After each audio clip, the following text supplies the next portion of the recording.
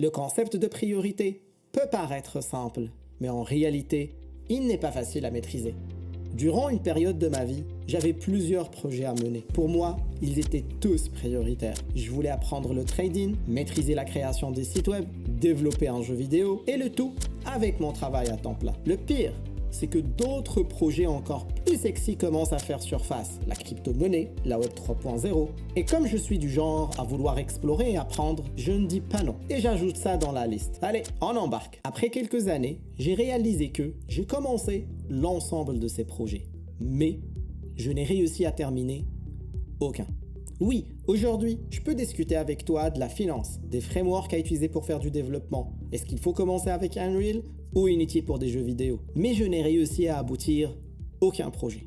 Si vous vous reconnaissez dans cette situation, alors bienvenue dans l'équipe.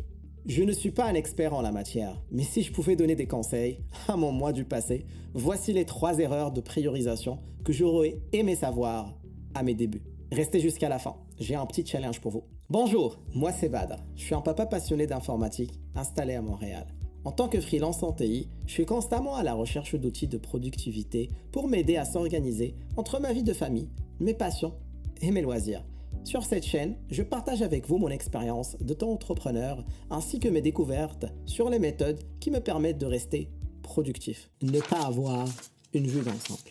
Chaque tâche qu'on réalise s'inscrit dans un projet ou directement à un objectif. Lorsqu'on cherche à prioriser, il faut essayer d'avoir une vue d'ensemble. Et pour le faire, il faut prendre du recul et placer notre tâche dans le puzzle, qui n'est autre que nos objectifs et projets. À chaque fois que je commence un projet, je n'ai jamais pris le temps de tracer une ligne directrice et voir si ce projet va contribuer à l'atteinte de mes objectifs. J'écoute plus mes envies d'apprendre et découvrir. Par contre, dans notre vie, il est important d'avoir une vision et un plan, avec des objectifs clairs et smart. Si ce qu'on essaie de faire ne fera pas avancer nos objectifs, il faut lui donner une moindre priorité. On peut utiliser par exemple les 6 horizons de focus de la méthode GTD pour définir une vision court, moyen et long terme. On essaiera de faire une vidéo à part pour parler de ça. Ne pas donner assez de temps pour fixer des priorités. Le temps. Qui n'a jamais rêvé d'avoir des journées de 48 heures? Lorsque j'ai commencé à m'intéresser à la productivité, le mot temps revenait assez souvent. Je suis devenu tellement prudent avec le temps que je ne voulais pas le gaspiller à droite et à gauche. Mais n'ayant pas encore les bases, je n'arrivais pas à allouer le bon temps sur les bonnes tâches. Je priorisais très rapidement mes tâches sans réfléchir aux impacts réels. Si je peux déléguer ou pas par exemple. Souvent, je me trompais dans la notion de priorité et je me retrouvais avec des tâches qui sont taguées importantes alors qu'ils ne le sont pas vraiment. Par contre, on peut se faire aider par des méthodes comme la matrix d'Eisenhower ou la méthode ABCDE. On a aussi la méthode RICE, mais elle est plus utilisée pour des gros projets. Il est aussi important de prévoir une revue chaque soir ou chaque semaine pour vérifier si nos tâches ont toujours la même importance ou urgence. Et après, on réorganise l'ensemble. Une mauvaise priorisation peut conduire à une gestion inefficace de notre temps et de notre énergie. Se laisser distraire. Toutes les idées sont bonnes jusqu'à preuve du contraire. On peut le considérer comme un adage pour les gens comme moi qui se laissent distraire. Je suis en train de lire un article, ça parle d'une nouvelle méthode. J'ajoute une tâche pour la tester. Une nouvelle application? Allez, j'ajoute une tâche pour l'utiliser. Une nouvelle vidéo de quelqu'un qui fait du trading? J'y vais pour apprendre comment trader.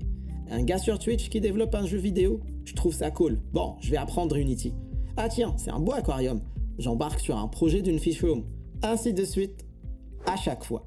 Certes, j'ai beaucoup appris.